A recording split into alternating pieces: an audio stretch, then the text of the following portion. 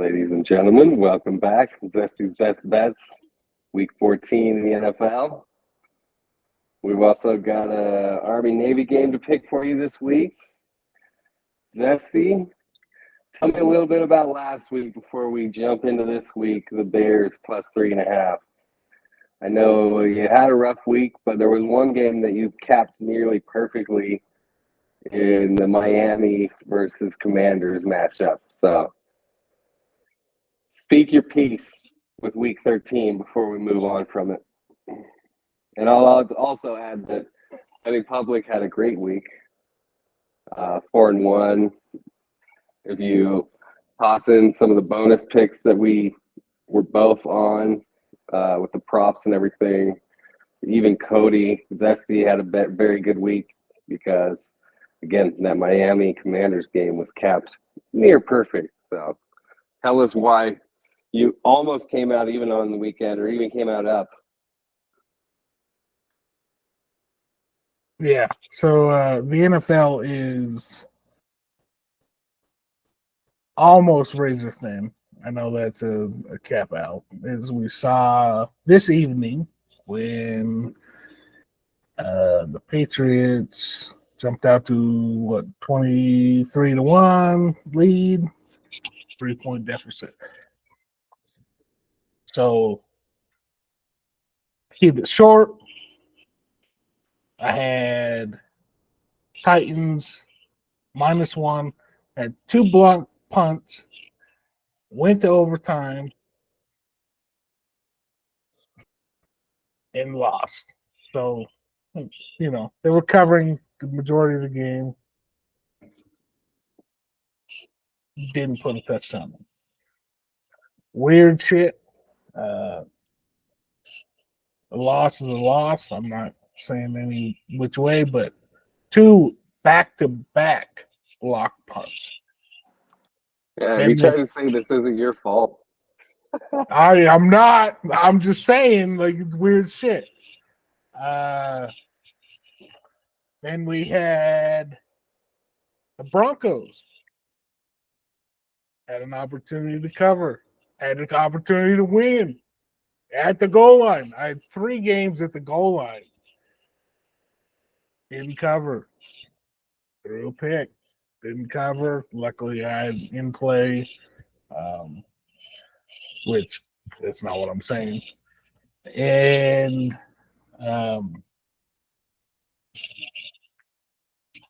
hell, I forget the other one I was talking about. So obviously, I don't give too much of a damn. I thought you said Tennessee earlier. Yeah, Tennessee and Colts, Denver, and then the Browns. So the Browns did get the brakes beat off, but it was very close until a picks. It wasn't a pick 6, but it was a pick score. And then they had the opportunity to cover and score and didn't, punted, played defense. And then it got to the point where the Rams scored a touchdown and made it look this big when it was one play. Obviously, in the game, it was multiple plays, but one play essentially changed the entire game script of the game.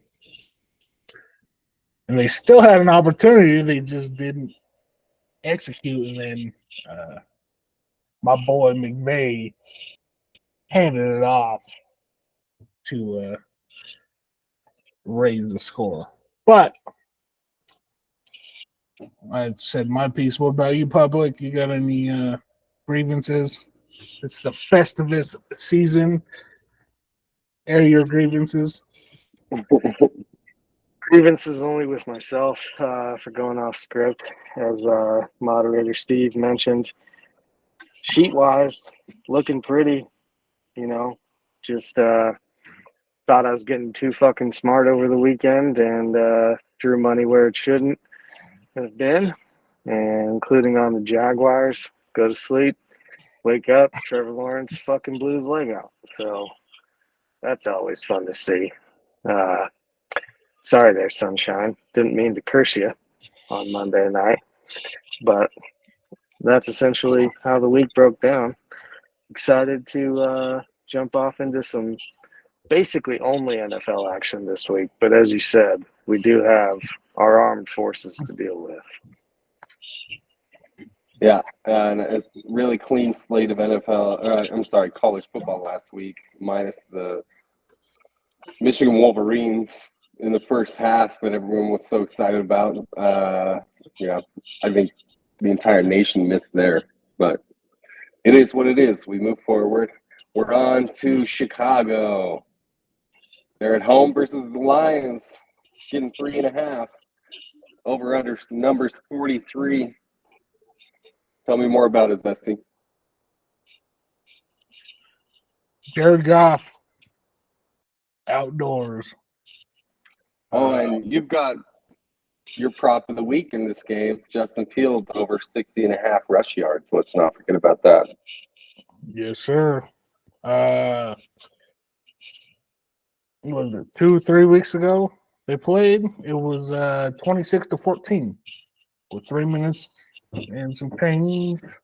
We'll call it 4 minutes just to give it was like a 98% win percentage for the Bears.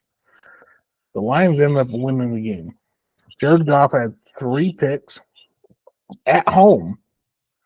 He looked struggled. You know, he looked a little not efficient. Did a little research.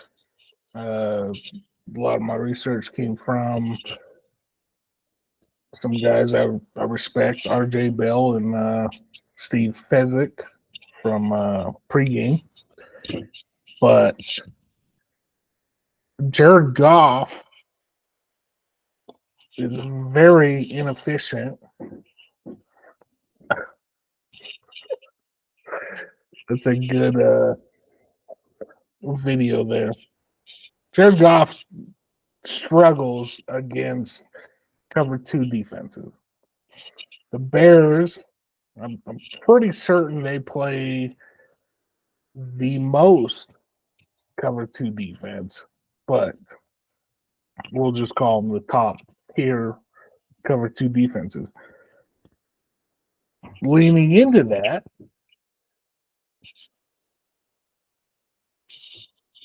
the mobile quarterback aspect,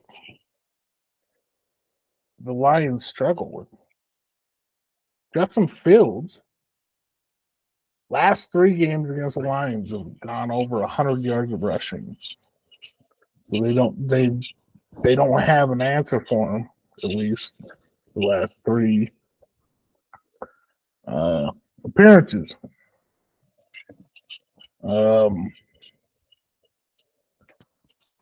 The Bears are playing a lot better defense. We saw them destroy Dobbs to where everybody's questioning whether or not he's a starting quarterback or not. But the Bears are playing really well outdoors, bad field, home dog in a rivalry, checks all the boxes. I definitely do not see Detroit blowing them out.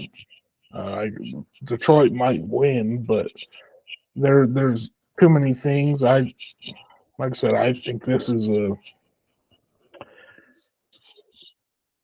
hate to say it, but I don't think there's any slam dunks, but the matchup is not very good. You might not like the Bears or even know anything about the Bears, but it is a bad Detroit Lion matchup, especially with the hook. I think it requires the hook plus 3.5. Take the Bears. I don't think it does. I think the Bears win outright, but the hook is always nice to have. The Bears are not nearly as bad as no team is as good as you think they are, and no team as bad as you think they are. And then For when they sure. play, you think, oh, yeah, they are that bad. And then the Steelers come out and beat the piss off of somebody. Obviously, we're not. I hope so soon. I've got some recency bias for sure with the Lions, like you said, having beat the Bears with all the nonsense having happened the last time they played. Betting public, I know you're on this game too. You took the Bears plus 3.5. So you've got some similar thoughts, I'd imagine. Yeah, I see a lot of the same things. Fields tends to do well against the Lions. Jared Goff will be outside freezing his ass off, so he tends to not play as well there. The Lions are 5-1 in road games this year, but if you look at when the road games came for outdoor games, they were all in the first 5 weeks of the year, I think. So getting much better weather there than you'll have in mid-December in Chicago, and I think Fields is enough to give them some trouble here. This is in Chicago again, so I think the Justin Fields to DJ Moore connection continues to improve. Chicago's defense is continuing to improve, and I think that they think that the last game, to the Zest point, got away from them when it shouldn't have. And if we look at that winning percentage graphic, it's literally you start at one end to the 98 percentage for Chicago. It's 3.5 minutes left in the fucking game, and then it goes down to Detroit winning. So, absolutely fucking nuts, the turnaround that they had there, and got a little bit of revenge factor. I think the Bears, I would also take them a little sprinkle on the money line, but I definitely think they covered the points here. Any thoughts on the number 43? You guys leaning like the defenses might be a little more tightened up this way around, or more of the bullshit go over? If I was inclined, I would take the over. I know you're going over Josh Fields' rushing yards, so if that hits, Yeah. I'd definitely lean over on the 43. That's the thing. It all depends on red zone conversions to me with 42. So if the Bears get down there and they stall out a bunch, that's not going to be helpful for the over. But if they can get some big plays, get some, DJ Moore in space, Justin Fields on a couple scrambles, then I like the chances of the over hitting, because I think the Lions are going to put pressure on you offensively and not play a whole lot of defense. So what do you think, Zeth?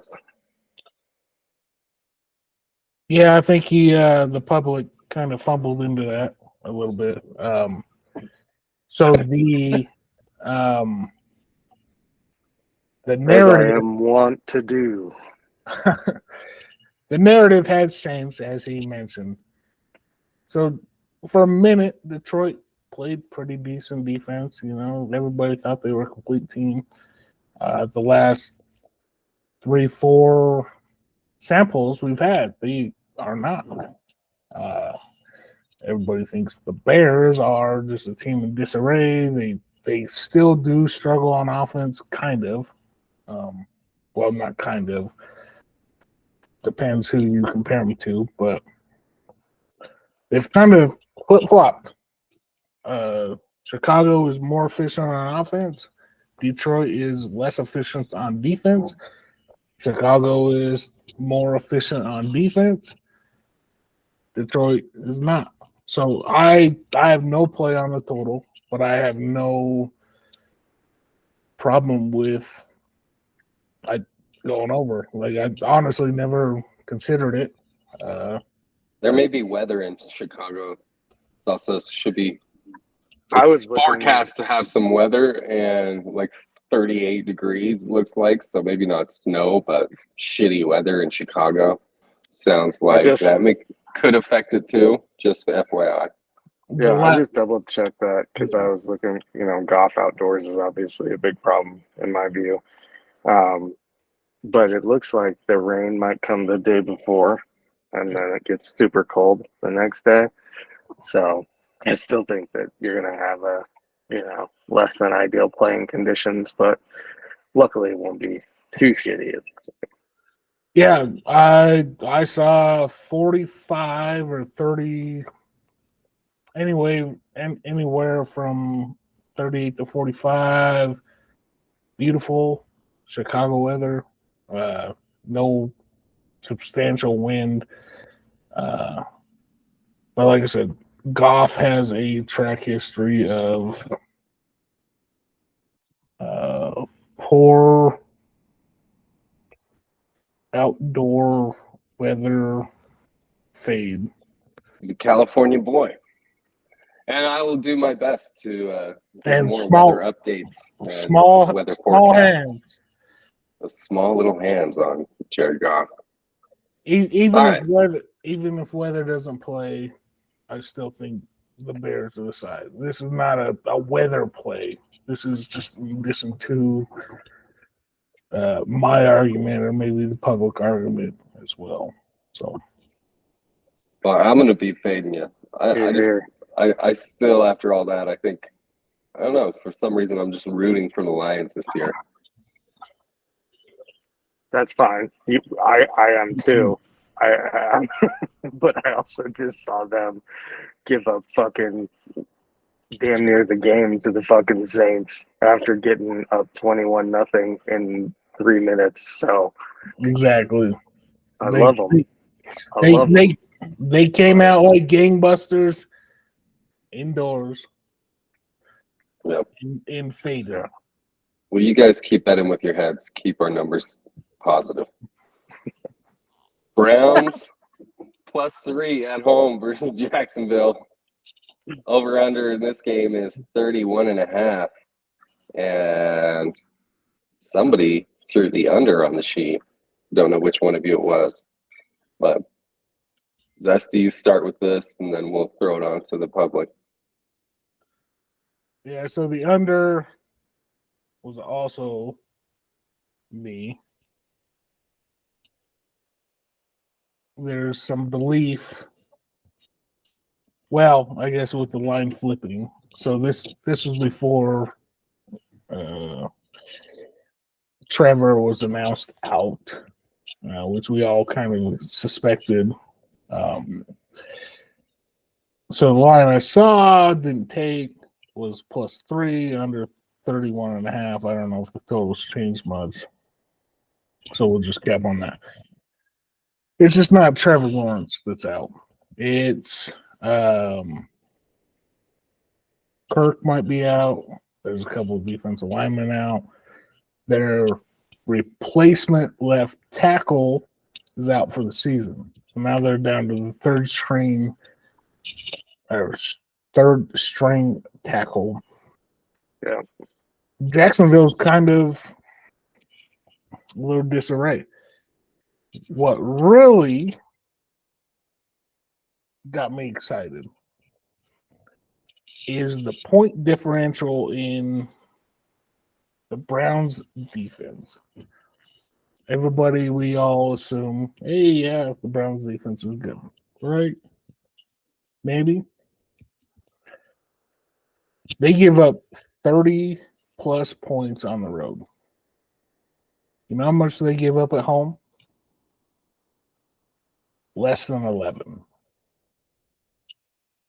For whatever reason, they have good matchups at home. I looked into the difference. It wasn't a tomato can or any of this other easy opponent. They played real guys at home in Cleveland. So apparently nobody likes Cleveland. They go to Cleveland, they hate their life. Cleveland suffocates them, chokes them out.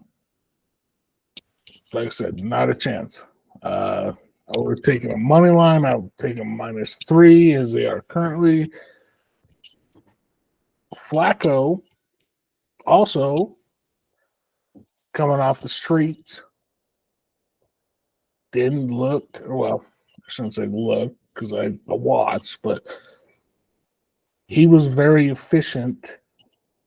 He knows how to run an offense, but they have 3 or 4 injuries on the front line for Jacksonville. With wind up to 20 mile an hour, Cleveland's going to be able to run the ball against a good run defense, Jacksonville, but they're missing guys. So that throw it out the window because now you got replacement guys coming in.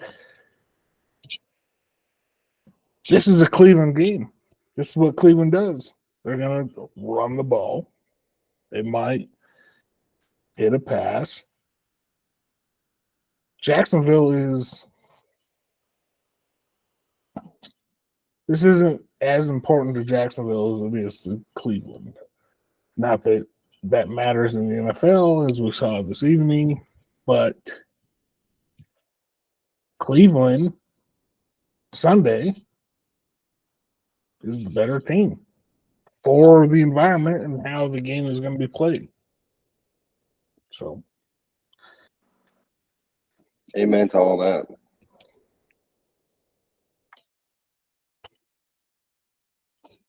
Any public?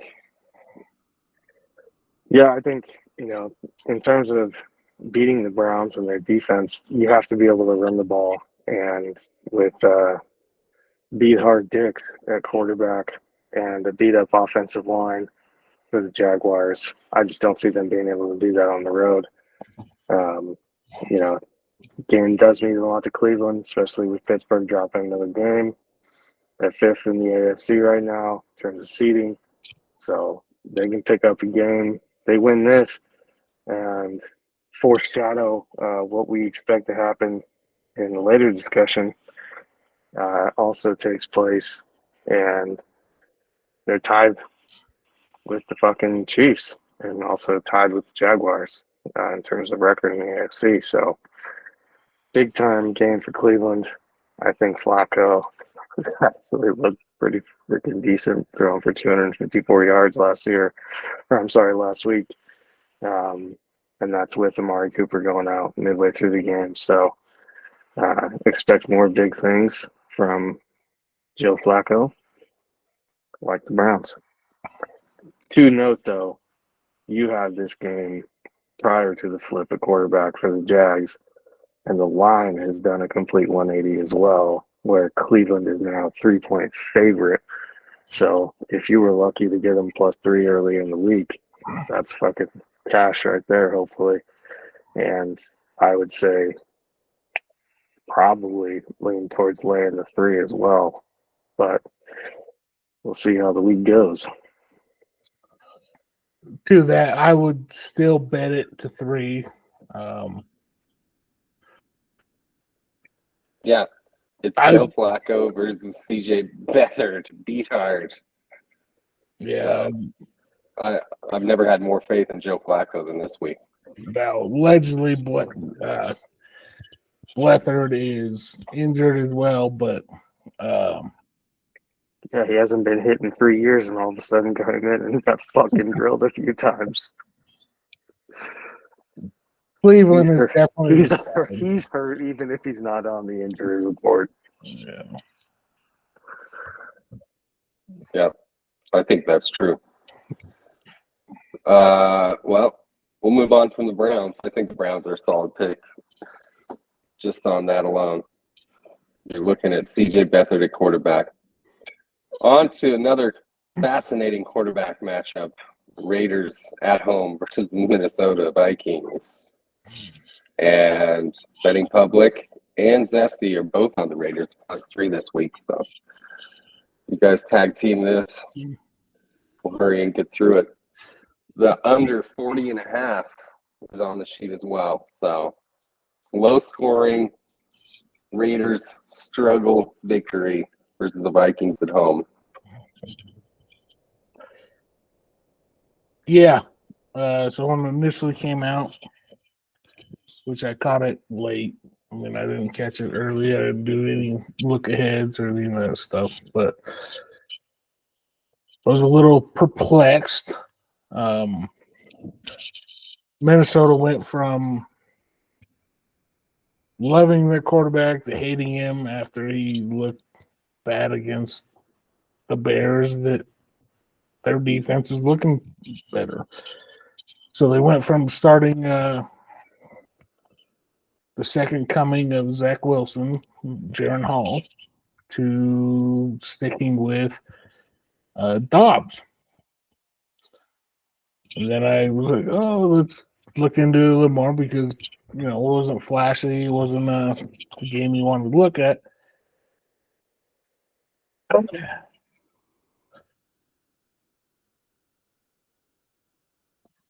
So the home portion is with the 3. You're catching 3 at home versus a team that I just said might be not in disarray by any means, but the idea of Justin Jefferson coming back and they're gangbusters and they're the Kirk Cousins Vikings and all this other stuff makes you wonder a little bit. Then I looked a little more. The under on 2 teams coming off a bye is 17-3. So the under is equally as strong as I believe in this. I should have maybe swapped them, but they're covering by almost 8 points since 2012.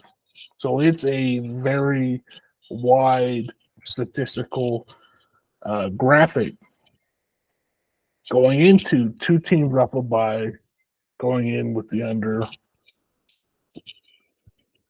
covering. The Vikings themselves are 9-3 to the under. You dive even more deep. The Raiders team total is 10-3 to the under. So the idea there's not going to be a lot of points scored. I think the Raiders are equally in a position with them to cover the points. And then lastly, the Vikings struggle in the first quarter.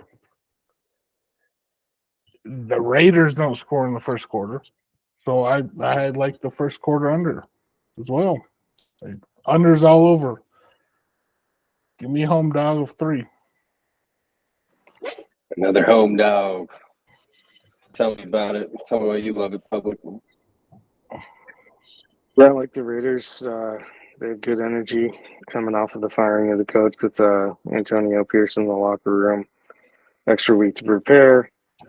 Vikings, there's a reason that Josh Dobbs has everybody all over him. It's because he does pretty well, and there's very low expectations.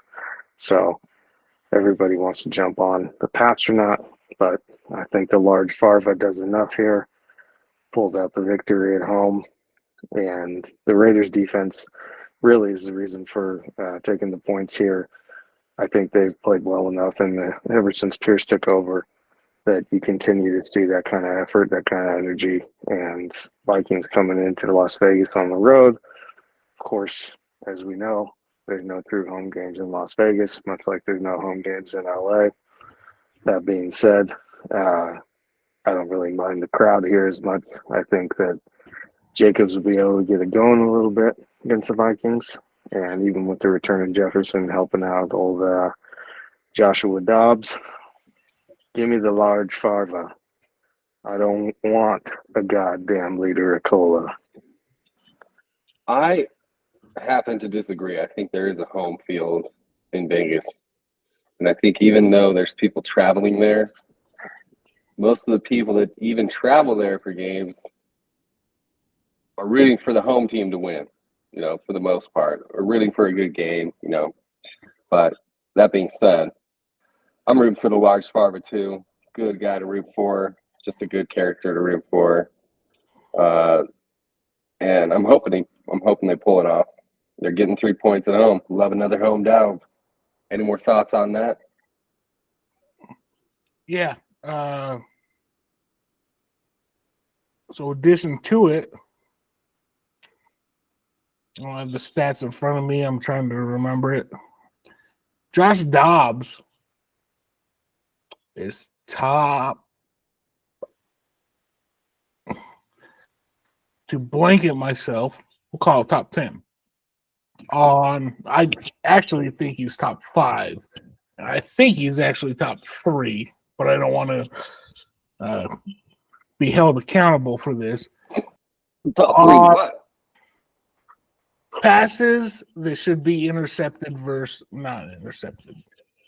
When he's thrown, so I'm giving him 7 slots, but I know he's above that. Everybody loves Josh Dobbs. There's a reason 12 teams have moved off of him, I guess, or even more than 12 teams. He can get the offense, but he's just not that great of a passer. Like, there is some limitations. Obviously, he has some intangibles there to win a game, but he's not. He showed to be every bit of a backup last week, for sure. Against He is not the starter. An improving but not amazing defense. Yeah. And I guess I'll go on record now. I'm almost certain he's top 3. I know he's behind my boy Sam Howell, but Sam Howell has 100 plus more passes than him. But anyway, there a lot of his passes should be picks versus picks. So whether the Raiders +3 in the under in Las Vegas. Hammer that shit. We're moving on from 3 home dogs. We finally got a road doggy in Kansas City. Are the Buffalo Bills. You got 1.5, so good for you. Over under 48.5. Yeah. Do or die game. Josh has a history. He plays well in Kansas City. It is a makeshift rivalry here.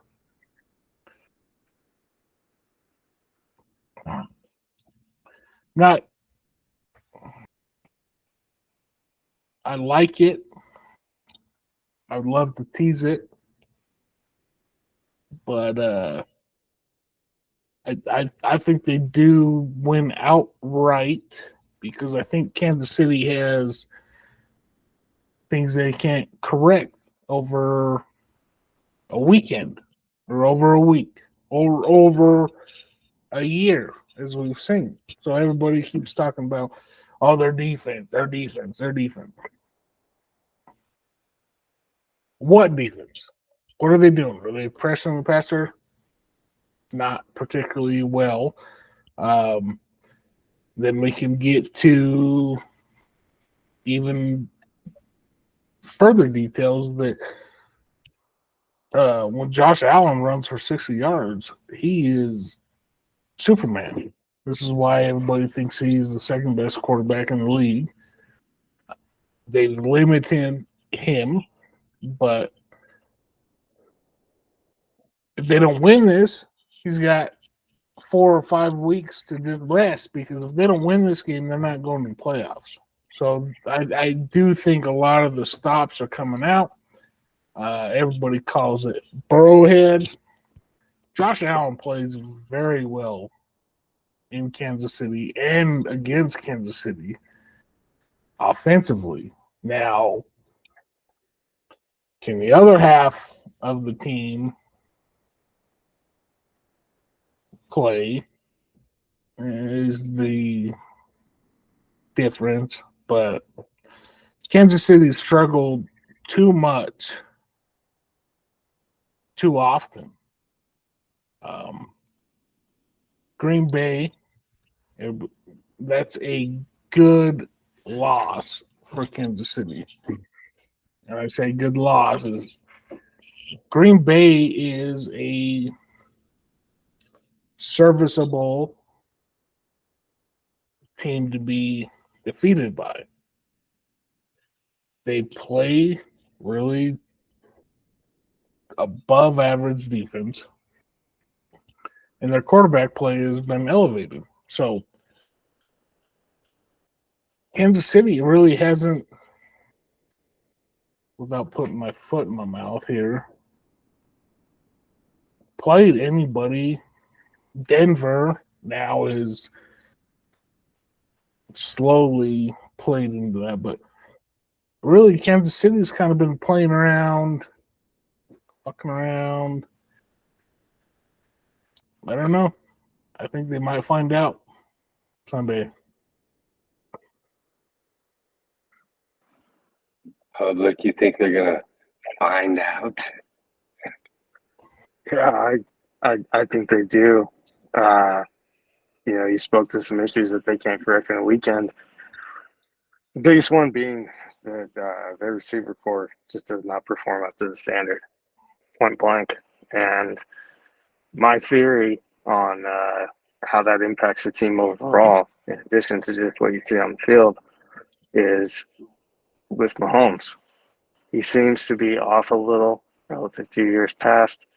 And I think a big part of that is he, no matter the fact that he says the right thing every time he's in front of the camera, he doesn't have as much faith in these guys. So that means he doesn't look the right way in the right spots. Not that he's not making the right reads. He still does crazy Patrick Mahomes shit. But when he decides he's ready to pull the trigger, his lack of trust, I think, is killing a little bit of his anticipation. And that means that ball's either a little late, a little early, a little off. And you couple that with their just general inability to catch the football outside of Travis Kelce and probably Rasheed Rice. The only way they win this game is if they just pound the rock with Pacheco. And I really need that to happen. So there's no fucking way it will. Fade the fantasy turnout there. But no, I think that the Bills have everything to lose here, and the Chiefs are still working through a bunch of shit offensively. So give me the Bills. I think they pull this one out.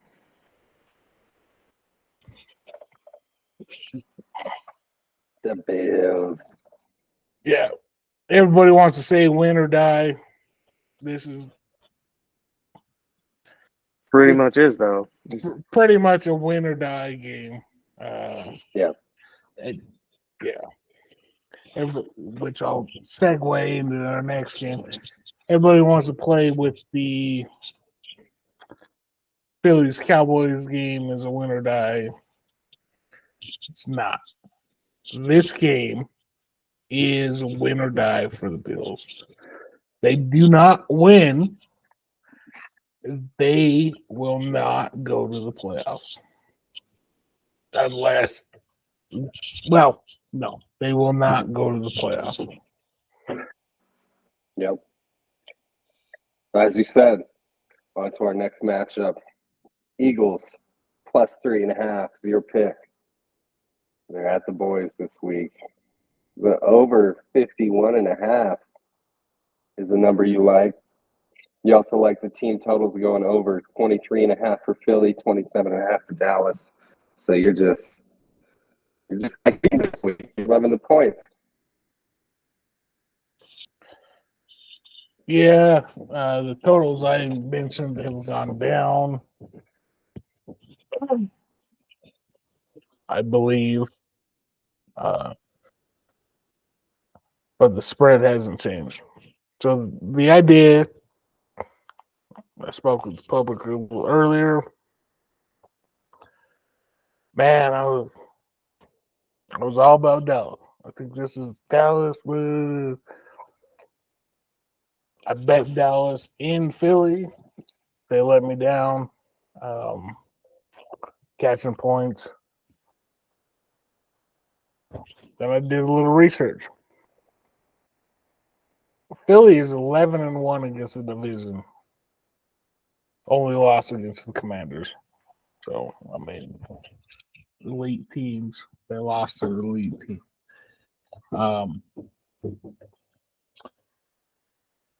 Then I thought a little more.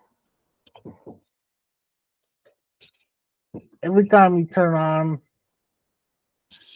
I won't name the broadcast, but, you know, they're a sports network of some sort.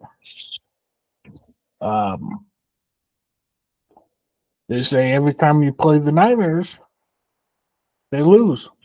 100% lose. They just do not win. If you follow betting at all, you would agree. So I'll play Lee Corso, not so fast. 8 of the last 9 opponents the next week, or 8 of the 9 49ers opponents the next week have covered the spread. It's 8 of 9 that have covered the spread. Now we go into Shanahan's record against the opponent, or the opponent he faced, their next record. He's 57-45. So teams that play the Niners or Shanahan, and then as of recent, 5 of 7. So immediately, everybody wants to write up, oh, you play the Niners, they beat you up, you lose. That's true. And you're also a dog, and you cover. We have a whole hell of a lot of trends here. 11-1 against the division. Philly. 8 of 9 that just played the Niners. Philly. 5 of 7 recently. Philly. There's so many trends to Philly that I'm catching the hook, and I don't know who Dallas really is. We want to play. Oh, Gino, they didn't care. This is the NFL. They care every week. We saw that today. Dallas, I think, has some warts. I knew Philly had warts. We talked about it last week. I have egg on my face. They got the brakes beat off of them.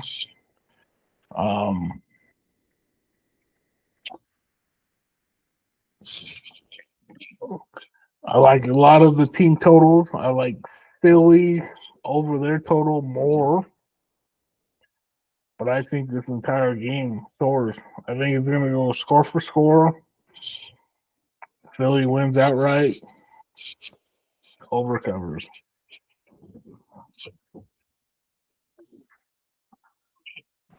Betting public, tell us why none of these trends matter for your Cowboys. Or are you riding with the zest and the Eagles?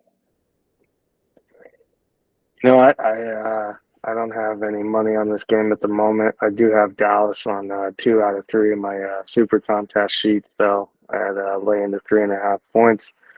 The reason for that, I think, is Philly.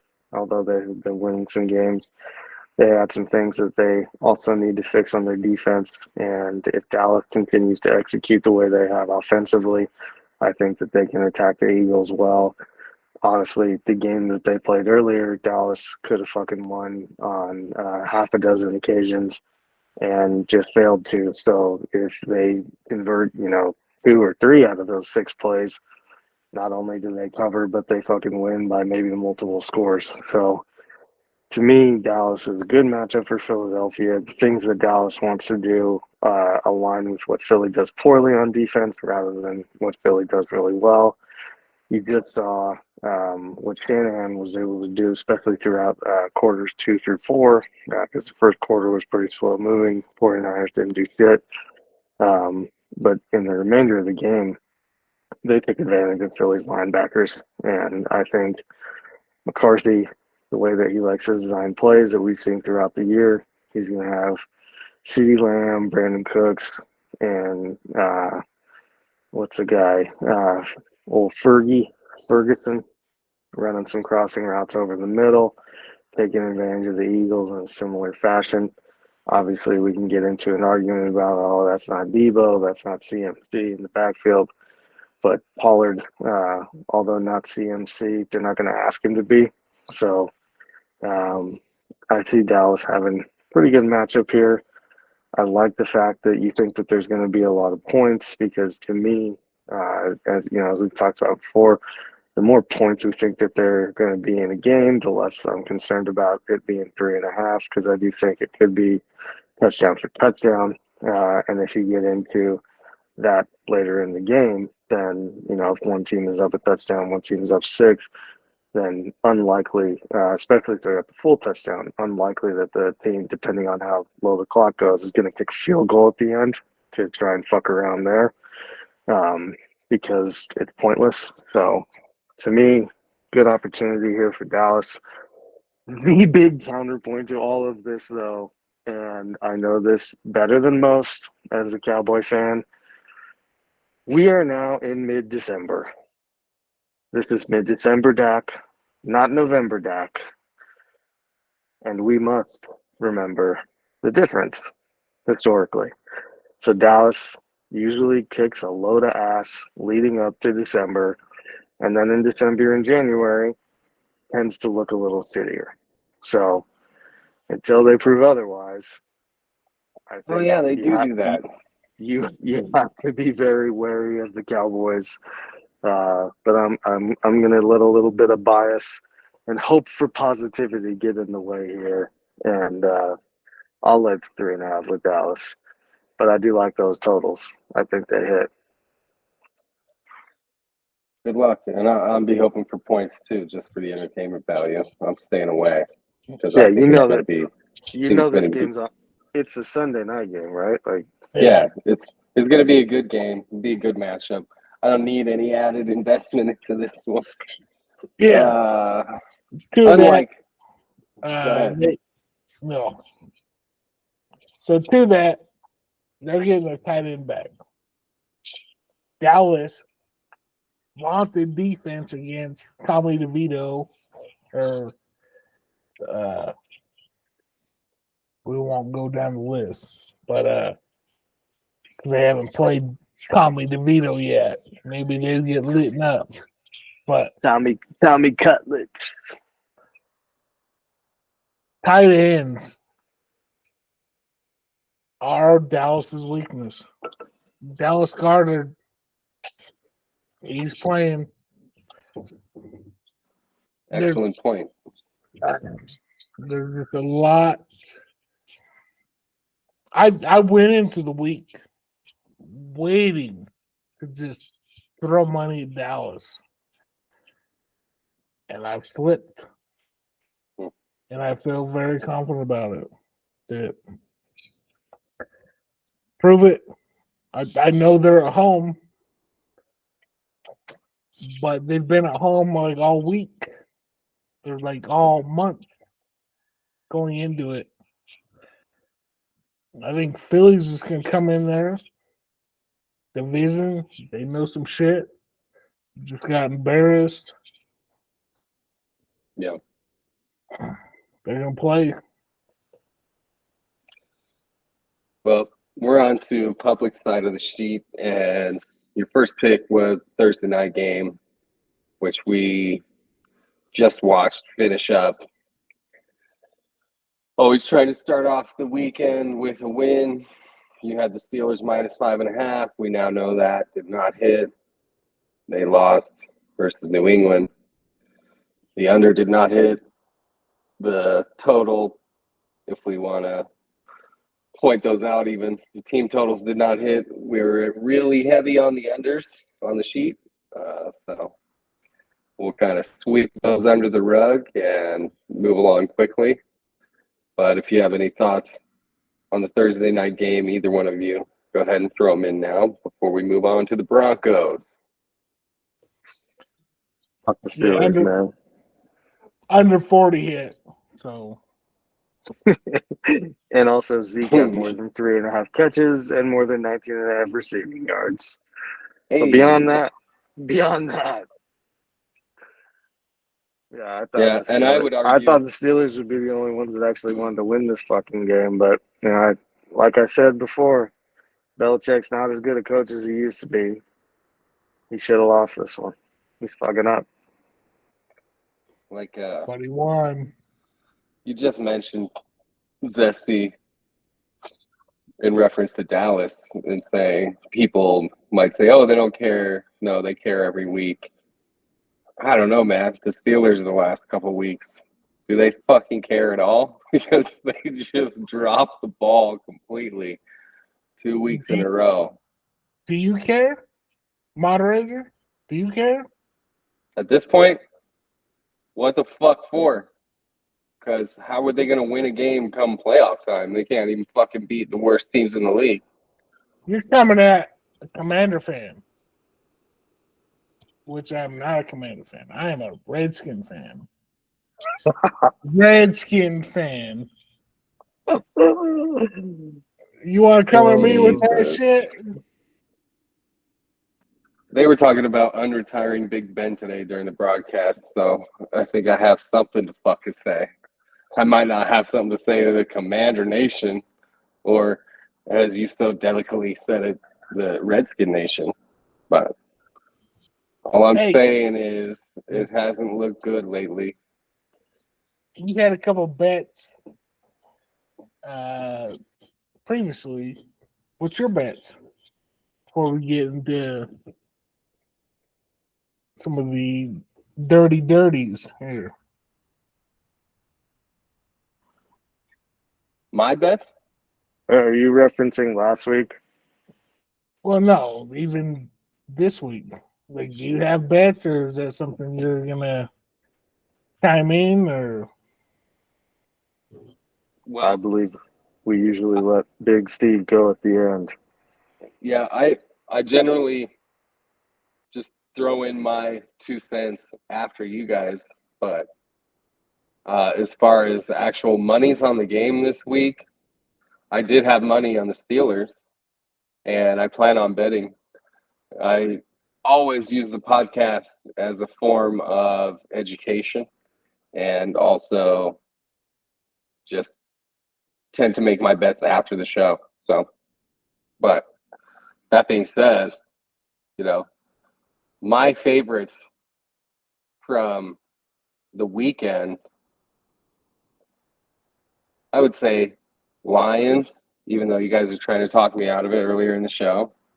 I like Dallas as well. So, you like the Eagles. I like Dallas. But those are the picks that I like right now, but I haven't bet on yet. I haven't put any money in yet. So I did not intend to put you on a platform by any means. I was just asking. So no, and I also go ahead really to love to bet the games that I know I'm going to be watching most of the time. Exactly. But I also that's why this week we got a Monday night doubleheader, so I'll definitely be looking to parlay something there. But we'll get into that in a moment. Indeed. Before we get there, we'll go to the next pick on the sheet, which is the Broncos +3 at the LA Chargers, which we know is not a home game. The over-under for that game is 44, but you just took the Broncos +3. Yeah, this is real simple analysis for me at this point. Division game. I'll take Sean Payton over whatever the fuck his name is. The Chargers coach. Looking Pure and like simple. he Long does as, have a long goofy as, look to him. And not as long goofy as- like Mike McDaniel goofy. Goofy like, I don't know about this chum. yeah, no, I don't see any reason to lay the points with San Diego. I think Peyton is a better coach here, gets his team prepared, and they had a chance to fucking win last week, as we talked about at the beginning of the show. Should have fucking won. Russ, I guess is going to do some dumb shit occasionally. Chargers don't really have a defense that's going to force you to do dumb shit, though. So Russ plays a clean game, like the Broncos here. You got anything on that one, old Zester? I don't know how you like the Broncos. But tell me, any thoughts, Zesty? Yeah, I'm pretty sure I had them on the sheets, but they're not on the sheets. But yes, I agree 100%. I think I think they went outright, to be honest. I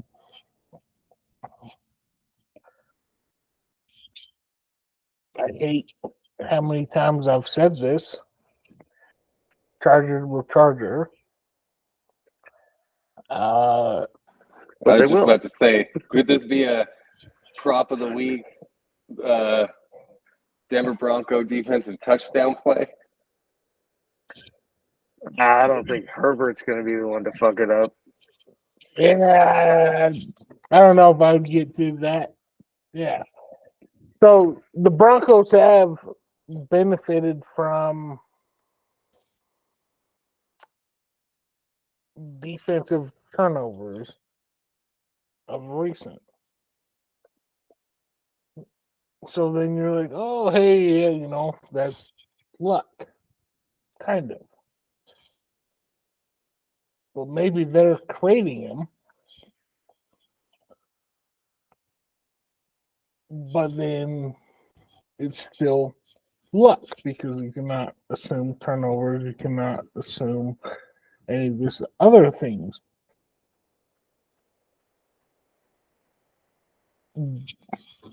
In a box, what you can is they've played better defense. If you get rid of the 70-point onslaught that they gave up, and the Chargers have been a little inept versus average defenses, which blows my mind. So essentially, you account for Keenan Allen, the Chargers suck. Just got to cover the one dude.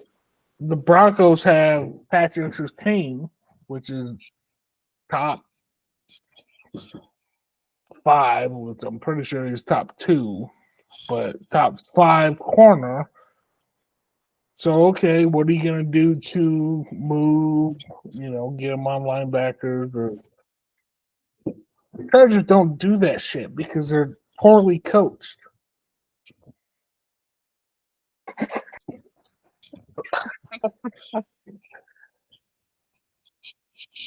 Like I said, the Broncos will win. It's like somebody fucking showing up and jumping on Madden, but they've never actually played Madden. So they're kind of playing like the beginner mode. They don't know the audibles. They don't know how to fucking set someone in motion. They're just playing at a fucking very basic level. Yeah, and he's so adamant. He's like, I'm going to coach the defense. I don't know. Maybe his defense is good now that the Patriots put up 21 points, but his defense isn't good either. Well, give me a fucking freaking break. Poor Chargers fans. Giving us faith to pick the Broncos against them, it's just, you should be ashamed. It's worse than being a Steelers fan, for sure, or a Commanders fan. Moving on down the list, Tampa Bay over 40 at Atlanta. Seeing points in the NFC South. I love it. Yeah, I think you got some decent opportunity for these teams to put it in the end zone this week. I think Baker's going to do pretty well. He'll be relatively efficient.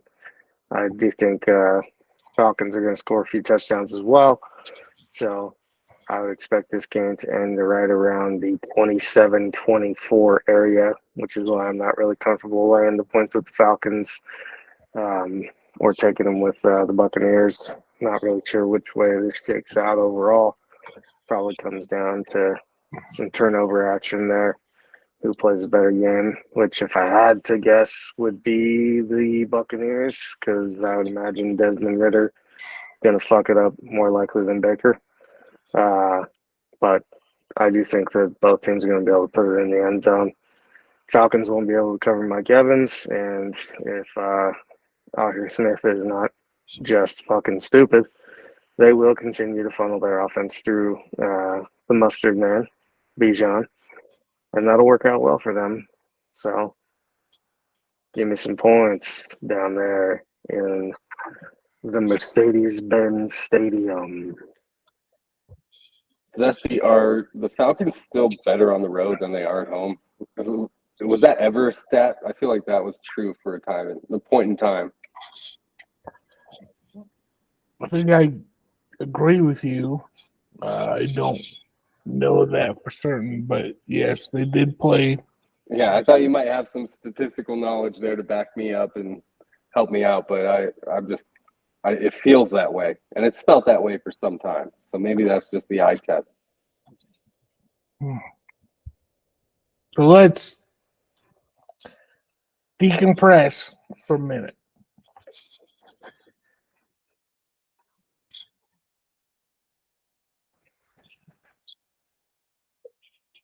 The Buccaneers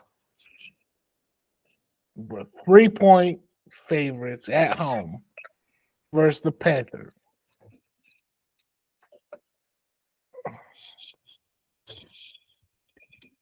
Now we're going to them Rowdy Birds. The Dirty Birds. You remember the Dirty Birds? Jimmy Jam, Anderson. Yeah. Remember them Dirty Birds. So now they're coming into that house.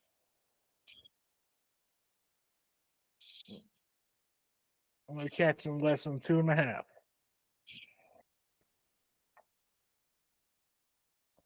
Why do we hate the Falcons so much? Because they don't give their good players the ball. Yeah, and they don't have a quarterback, and maybe They're not coached well. Yes. So, I do think they are coached well, but yes, they do not have a facilitator of the pigskin. And that's a huge thing. You kind of need one of those to win ball games in the NFL. They say quarterback is the most important position. Yes, potentially. All right. So, moving on down. Go ahead. Whoa. There. So, Vita Veda, which is by far the most valuable player on Tampa Bay. Questionable. He's going to play, but it's questionable. There are 3 or 4 people that are out. This is why I mentioned the Panther thing.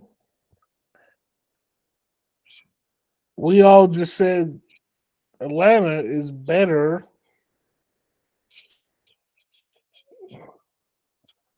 skill-wise. So my only pushback is I agree with you. I think I agree with your side. I think the Falcons win The only reason I agree with your side is at the point, if it's a shootout,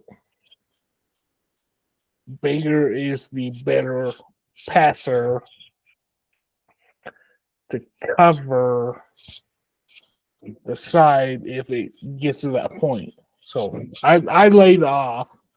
Fucking right. I don't think it's a terrible bet. I don't think it's a great bet.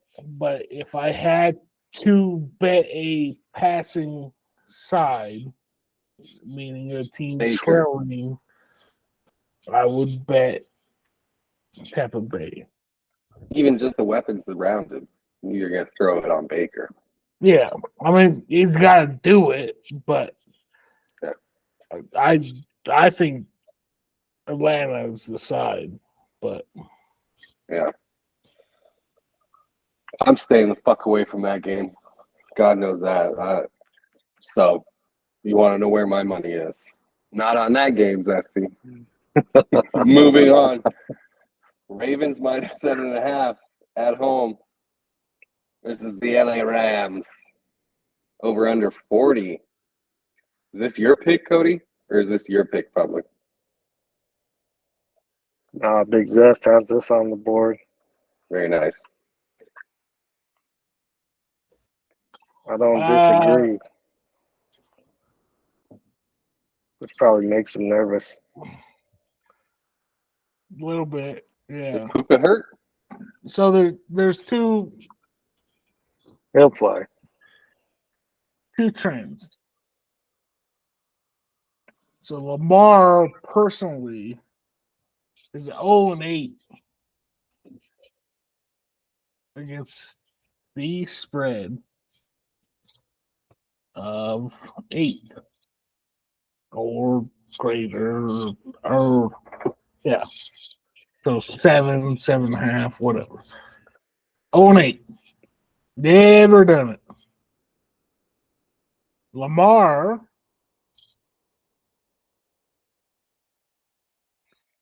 is 18-1 against the NFC.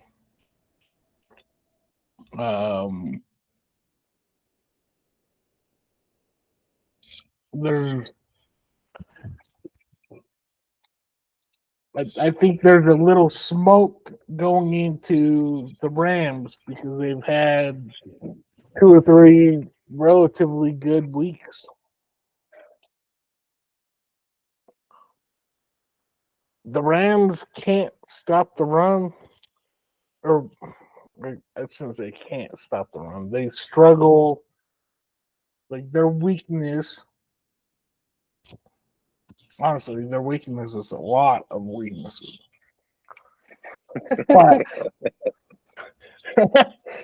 But they have looked the part versus, Cleveland last week, which I just mentioned. Cleveland on the road gives up over 30 points a game. So it's a good defense.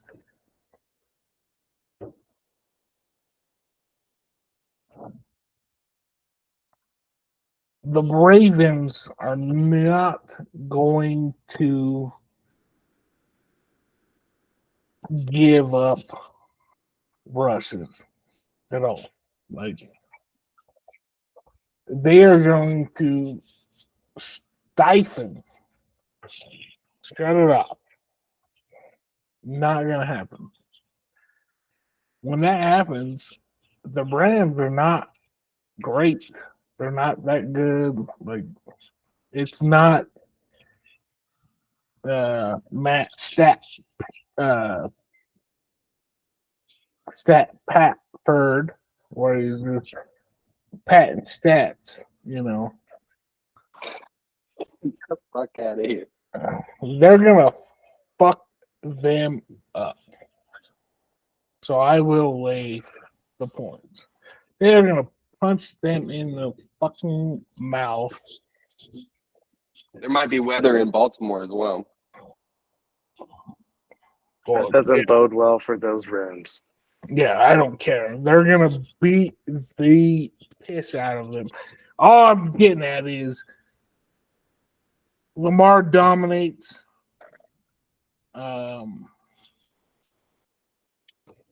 I don't love the line, so I didn't technically bet the line because I don't like betting the hook. But Baltimore's going to beat the piss out of them. Even if they have Pittsburgh, I think is next. They don't fear Pittsburgh, even though they lost.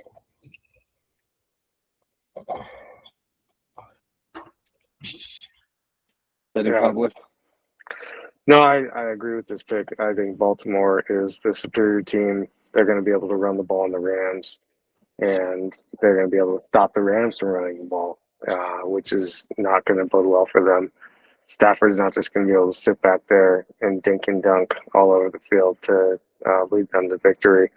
You got Cooper that's banged up. You got Nakua that's banged up. So they're really going to be most successful if they can run effective play action. And I don't see that being the case against Baltimore this week. LA going to have some trouble here. Baltimore is going to kick some ass. I think Lamar is going to go off, make sure that I for sure kick Zesty's ass in fantasy, walk into the playoffs. And so I like this pick. Go Ravens. Nice reverse jinx, you motherfucker. I'm hoping it doesn't happen, but I think as well that the Ravens, maybe the first time to game plan for Kyron Williams, the breakout star in the backfield of the LA Rams. But you lock that down, what else are you going to do? As long as, like you said, you keep him from dinking and dunking down the field all day. But how are you going to do that with a banged up Cooper Kupp? Puka Nakua is hurt too. So solid pick, much as I don't want to favor the Ravens in any kind of way. Moving on I agree. As the public said, I do agree. Lamar is probably going to be limited. So Zay Mitchell or whatever his fucking name is, maybe we should start him in fantasy.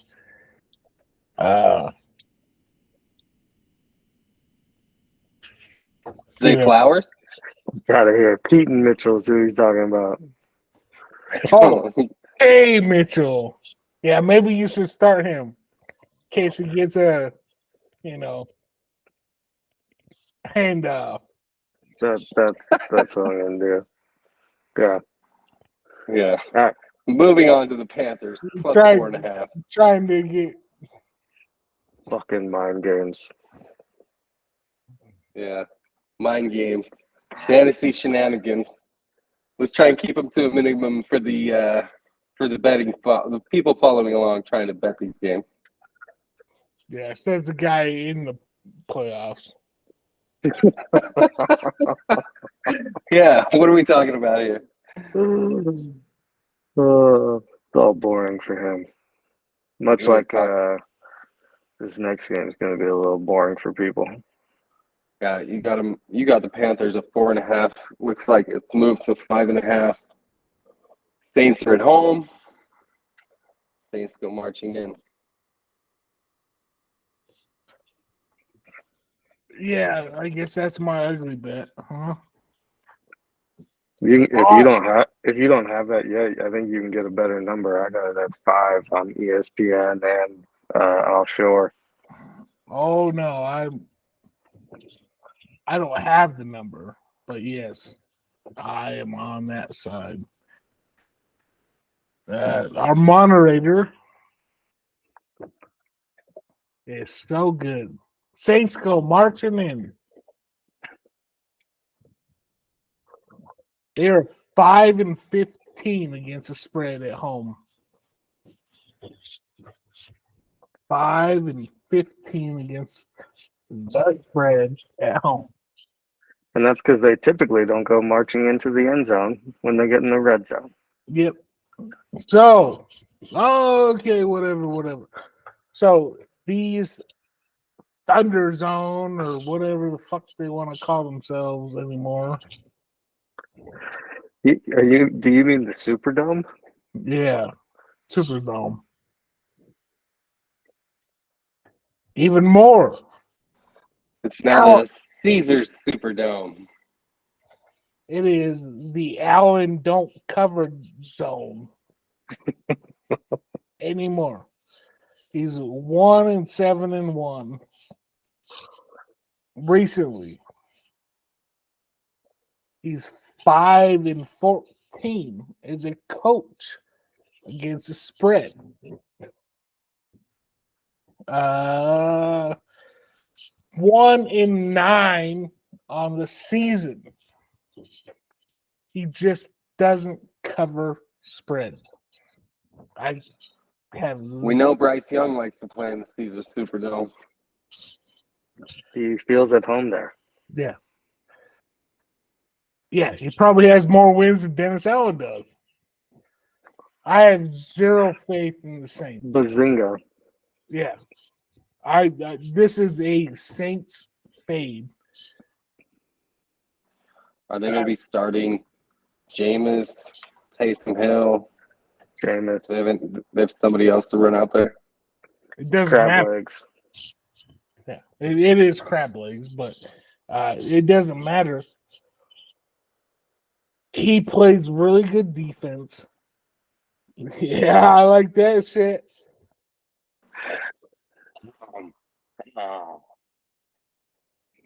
I would take Carolina to win this game, honestly. I have zero evidence to back the Panthers, but there's several evidence they don't cover. I almost guarantee they don't cover, but you play it close. Think about it this way. Tampa Bay Saints, even money. Who you taking? Like just Tampa Bay. yeah. Like I mean, like Tampa Bay. exactly. Like it's such a fluffed line. Yeah.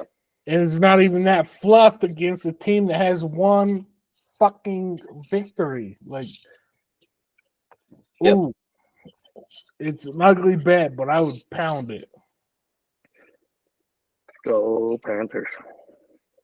You know, one of those games where if I'm forced to watch it or happens to be on the red zone because they're scoring points, might find me throwing a live bet on this. And that's another way my mind works too. Love to wait until the in play goes, till these games get out of whack, you know, some kind of interesting stuff happens early, say 2 touchdowns are on the board in the first quarter, you know, grab a live under, something like that. Oh, I If agree. Jameis throws a pick, hammer him either throwing another pick or whatever the result is going to be coming out of a multi-interception game. Let me tell you something. That's some of my favorite things to do with my money during the Sunday betting process. And they're not major bets. Could be $5-10, but I'm just playing as much as I can in the moment. Love it. No, and anybody that's a smart bettor realizes, for instance, the 3 people that might watch this,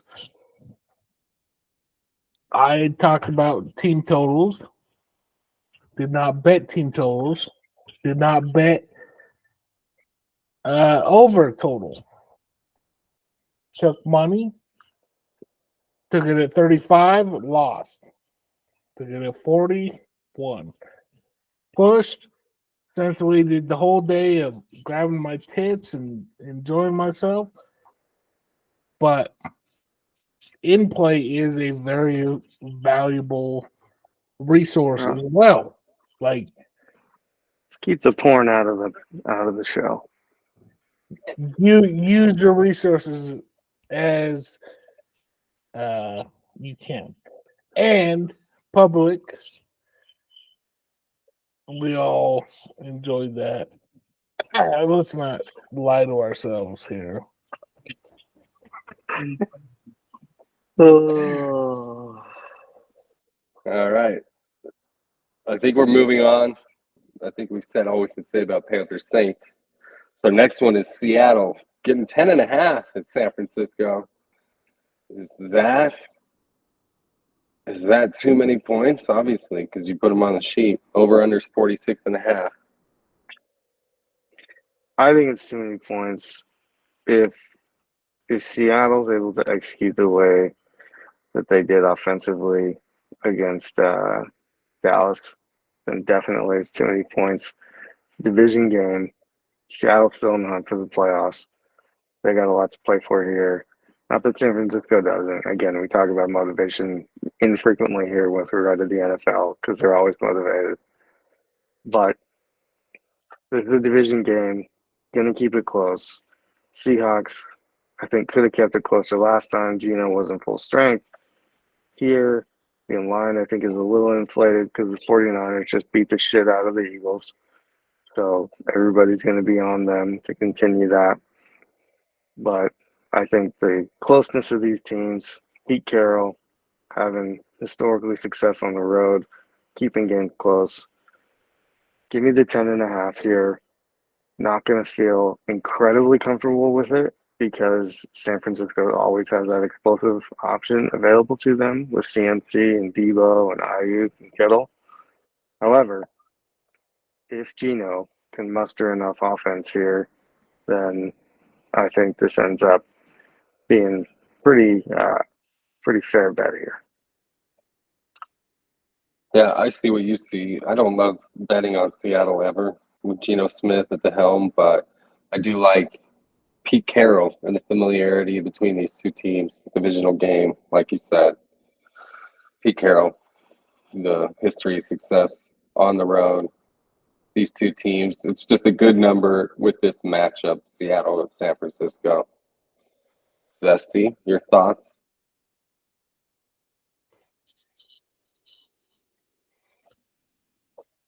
I think the Niners up to 12 is good.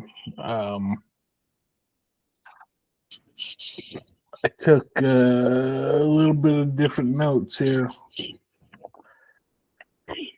So I got to think off the top of my head. So when Purdy and Debo play, and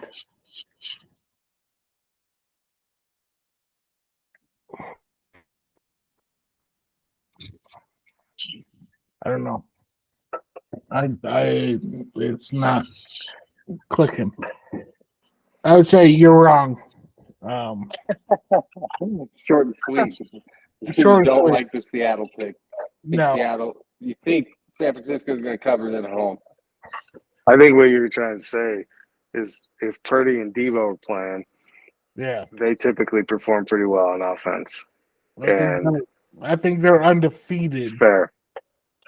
I think they're undefeated against the spread. Well, they're due for an Even L. with the inflation from them beating ass last week and coming back home, because I do think that plays a factor here. I think that's given them at least a couple, if not 3 points. Oh no, there's definitely probably inflation. I don't think it matters. This is Biden America. We power through that shit. We power through. I don't. Sheet. I don't have an evaluation. I think the Niners cover. Destroy them. Nope. I like that you're against us. There's always room for some head-to-head matchups. Always fun for the review part of the program next hour. That brings us, let's go into, before we go to the doubleheader on Monday, let's hit up the Bengals -1.5 at home. They got the Colts coming into Cincinnati. The over-under for that game is 44.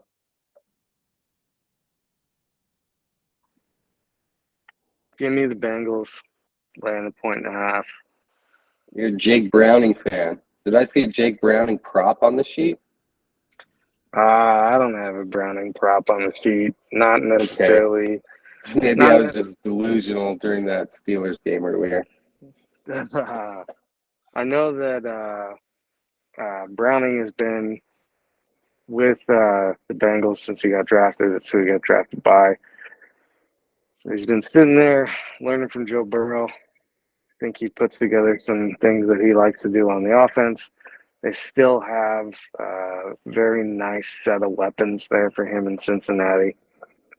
Colts are down one of their big weapons. I think Minshew is not going to put as much pressure on the Colts defense as some of these other people that they've played in the past. And I think Cincinnati's able to pull this one out. They certainly still have the weapons there at Browning's disposal. I wouldn't be shocked to see them take care of business against the Colts just because it is Minshew. Who's out for them? As far as you said, one of their big weapons is out. Taylor, he's still out. He's got surgery on his hand. Yeah, Pittman's still there though. Yeah. So they've got something. No, and Moss was a serviceable replacement earlier in the year, so I think that the total actually could go over. It's been pushed up to 44 at this point. I think it opened around 41 again. So it's another one. A lot of people are liking the over. Yeah, I think there's going to be plenty of points. But I like the Bengals here. Jamar Chase, a couple touchdowns. Get it going. Bengals, Colts.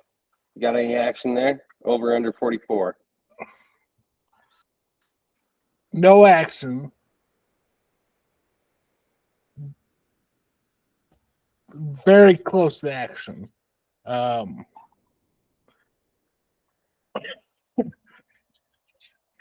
like that. A little foreplay or something like that. Getting to first base with the Colts. Gardner Minshew is 2-19. It's a starting quarterback versus a team that scores 21 points. Last week was 2 when he faced Tennessee. So previous, he was 1-18 or whatever, you can do the math. So he's on a hot streak, man. Reversing the trend. You win 2 in a row. They call that a streak, I hear. Hey.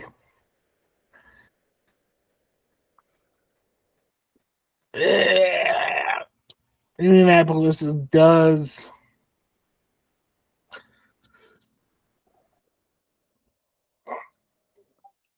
I didn't bet this game. I stayed away from it. You don't have to defend it. I stayed away from this game too. I was surprised to see it on the sheet. Another one of those ugly games.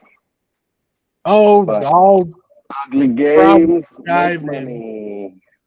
I'll probably dive in. It's just the starting line versus where it's at. Just for everybody to know, Gardner Minshew, the starting quarterback of the Colts, is 2-19 when he has to score 22 points. That's good knowledge. That's why you're here. I appreciate you for it. He'll have to fucking do that this weekend. So let's push for 2-20. Yeah. Come on, Browning. Come on, Browning. Give us 22 points. All right. Moving on to the Texans at the Jets. Texans minus 3.5 is the pick. Over under is 33. Fade Zach Wilson. Fade the Jets. Fuck them. Plain and simple. Anything more than that, Cody? Because I like that analysis. No, I promised the group that they would not let me bet the Jets ever. So you better not fucking do it again. Yeah. My rebuttal would be Did Aaron Rodgers come back? Not yet. yeah. My only rebuttal would be run the ball well. They play good defense. Limit possessions. And confuse CJ Stroud. Like, it is a defense he has not seen. The problem is, and he's out with, Tank Dell's out. The problem is, the Jets fucking suck. Like, they can't score. So, everything I just said could have happened. And they could still lose and cover. So, yeah, just by note. getting good field position the entire game. Yeah, having 10 possessions to work with versus 4. Yeah. Yeah. That's my All right. I like it. I like it a lot. Let's move on to the Monday night doubleheader. We've got Miami minus 13.5. They're in Miami, getting the Titans at home. Over under for that game is 46.5. So they must think that Miami is going to score about 40 points. Yeah, I mean, Miami's been kicking ass of late. The reality is Tyreek Hill is just fucking unbelievable. And Miami's 5-0 at home right now. They're at home again today in this game. It is a Monday night game, so prime time might hang a little bit closer, but also prime time. Good time to put on a show. Good time if you are Mike McDaniel to do everything you can to get Tyreek Hill some big plays and help his MVP cause. I like Tyreek Hill receiving prop. If you can get that under 100 yards, take the over because I do think he gets over 100 again. And Derrick Henry banged up. They had to put Tajay Spears in the game in the second half last week. Even if Henry plays, he's going to be banged up. You got Will Levis trying to go against a veteran secondary. Xavier Howard or Jalen Ramsey is going to have the ball in their hands at some point, which is going to mean a short field for the Dolphins on at least one occasion. Titans not going to be able to hang here. Dolphins covering another big spread. I think this will be 3 weeks in a row of either 9.5 or more. And I think they cover for the third week in a row.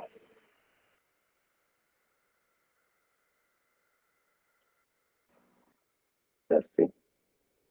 What do you think about that?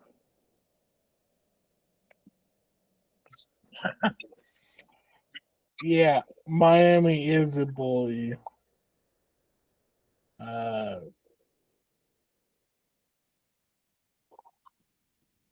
Derrick Henry will play, even though he looked like he got his head decapitated. The Tajay Spears slander, I will not stand for. He is a very capable replacement, as he will be next year. Going forward, Keep it value if you're interested. Did not touch this game. But for the public's interest, 2 is 6-0 against double-digit ATS. He covers. Just like Miami, he beats up bullies. He's a bully. They're going to cover. I think the world of Vrabel. Good coach. They just don't have the horses. they're gonna get. Yeah. They're gonna They get. just don't have the. What did Yeah. you call it earlier in the show? You got to have one of those decision makers or some shit like that.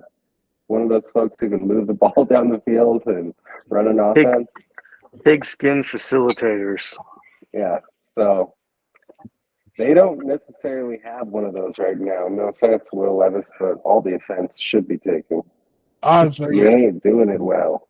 Only even, the offense that is merited. even if they did, it doesn't matter. Contrary to your guys' belief, Sam Howell is top 15 on In decision interceptions. decision makers, and he got destroyed. Like the Miami defense is not really that terrible either. Long story short, And they're playmakers too. They yeah, are opportunists. yeah. Long story short, I don't hate it, but I wanted to push against him a little bit. That Tua does have a track history; he covers big digits, but Miami is a bully. Tennessee, it is in Tennessee, right? Or no? No, it's in Miami. Miami. Yeah. Tennessee doesn't win games outside of Tennessee. They are, in fact, 0-6 on the road this year.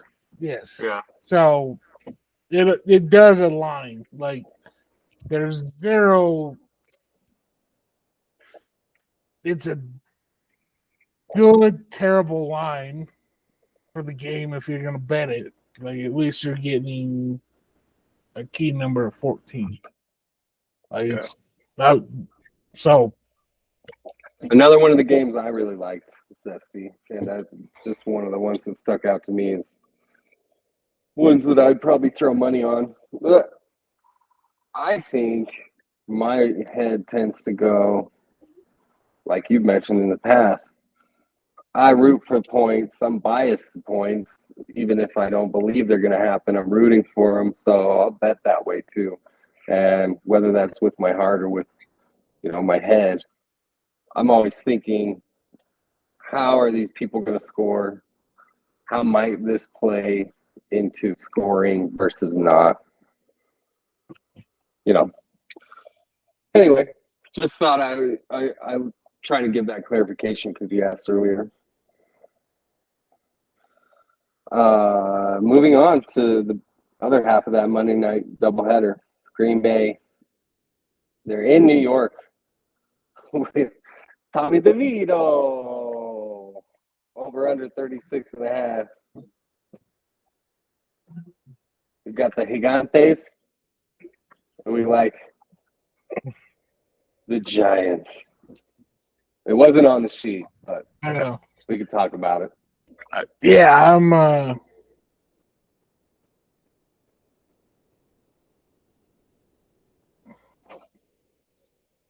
If you are that degenerate, reach out, call me, because I am equally that degenerate. As it sits at 6.5, no play. Now we get Super Public, we get the 7.5, 7. I might F around and take the Giants.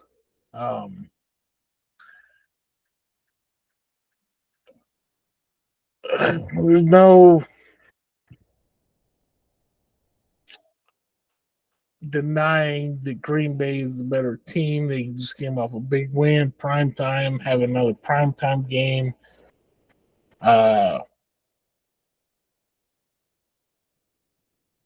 This is a game that to me didn't have the value to actually bet. But 7.5, you're scratching, you're itching, you need that action. I would say the Giants are a better action bet than the Packers. They just went on national television that you just watched and said, "Oh, they beat the Chiefs. They're gonna beat the Giants." So And this, ladies and gentlemen, is how the moderator loses his money every week that he's generally built up over the weekend by following the sheet, following the podcast, the show, whatever you want to call it, and listening to Zesty, listening to the betting public, making very good picks all weekend long. And then a shitty Monday night football game pops on, and I throw in some in-play bet, and then I'm chasing an in-play bet, and it all turns to shit because I'm losing everything. Honestly, the Giants would have a better shot covering if they would start Tyrod. I don't know why they're sticking with cutlets. They're not fucking obligated to. It's not like they have to say to their fans, well, we want to see what we have in cutlets. It's all about the show of it all. It's all about the memes. It's all about selling Italians some jerseys right now. No offense. what it's if all he's a TV better? show. Hold on. What if he is better? I'd be fucking What if shocked. he is better? No, shit, you would be shocked. But I'm just saying, like, what if he is better? So the line would be here, right? Like, Tyrod is here. Yeah. DeVito's here. But You think what if he, perception-wise? Yeah. But what if they're here?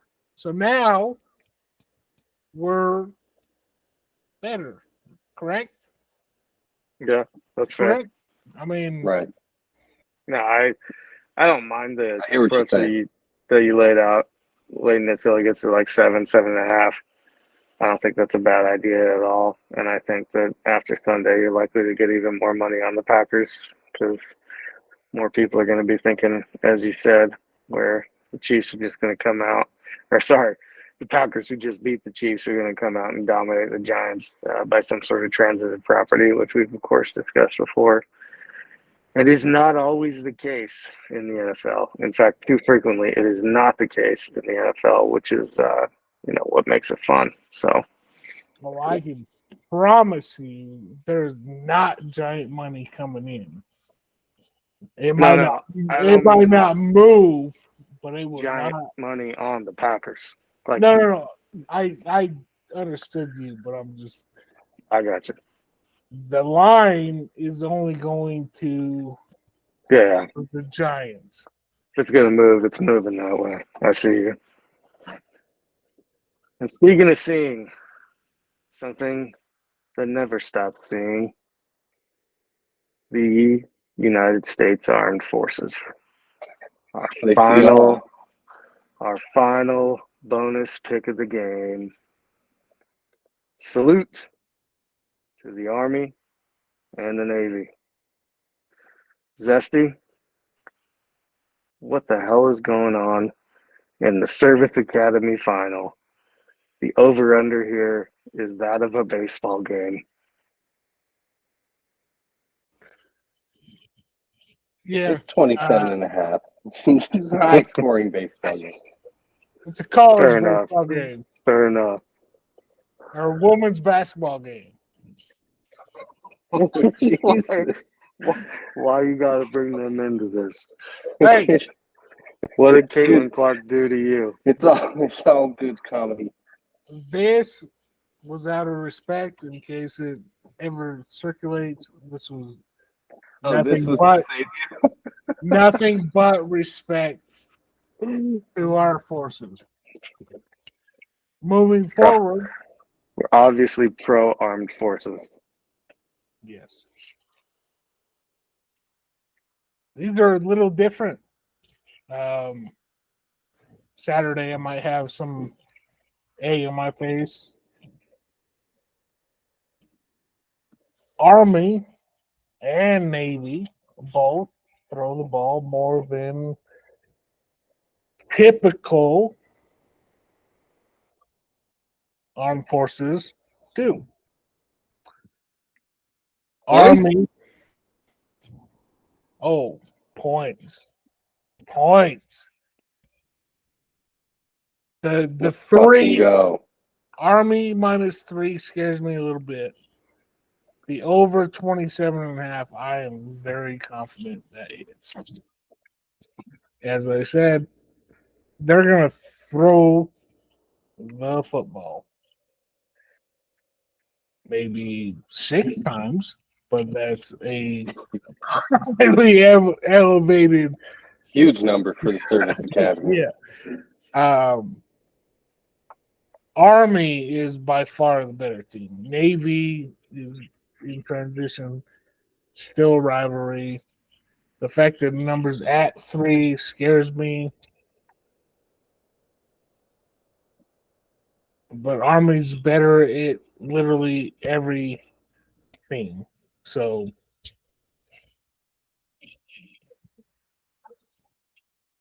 I guess I'll watch Saturday and figure out why I was wrong. But Got nothing else to do. yeah, Yep. the total is my better bet of the group. I think they do score. I don't think it's, Service Academy unders. I think this is the one time they're trying to catch the difference. So let's pray. Let us pray. In God we trust. Yeah.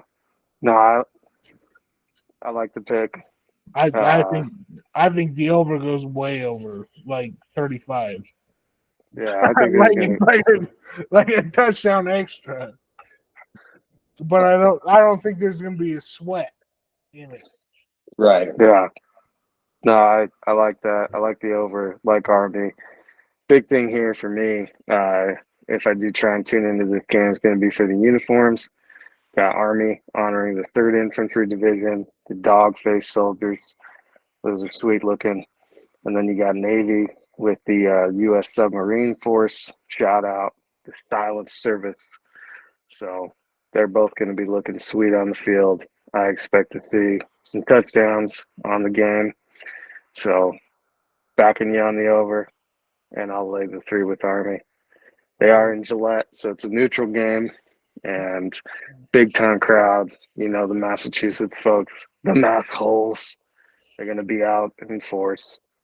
And this should be some relatively entertaining football compared to what the total would indicate. So I encourage people to tune in and then get ready for Jayden Daniels win that Heisman later on in the evening. Yeah. Yep. Do that. Let's we'll have another podcast, but let's flirt it, I guess. Washington, Michigan champion. Not flirting. I'm just. See, this is where the public Just already in throwing me, it out there. I'm just. the public in me is still so pissed at Harbaugh for being so chicken shit against Iowa last week and not running up the score that I'm just like, fuck Michigan. I can't even think about betting on you right now. Yeah, everybody wants to write them out. I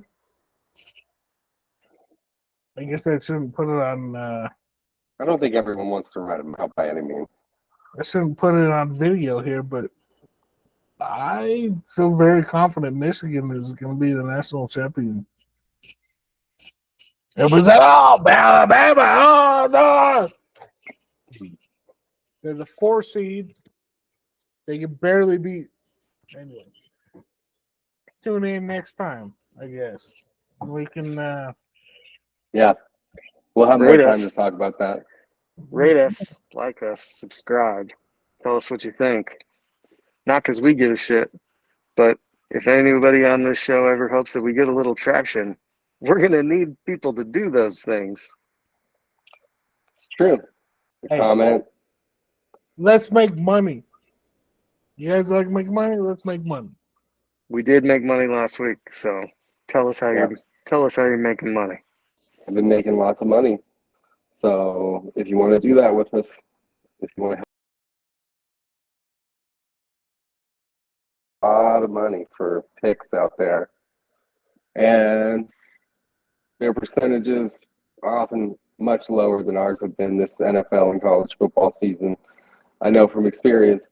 I've been following these guys for years. There's a reason why we started this podcast, because we're trying to create value for you guys. So follow along. Tell your friends if they bet. Follow them along as well. Leave a comment, like, share, subscribe. It'll help. Appreciate you all. We'll see you next week. NFL Week 14 covered. Adios. Later. Bye-bye.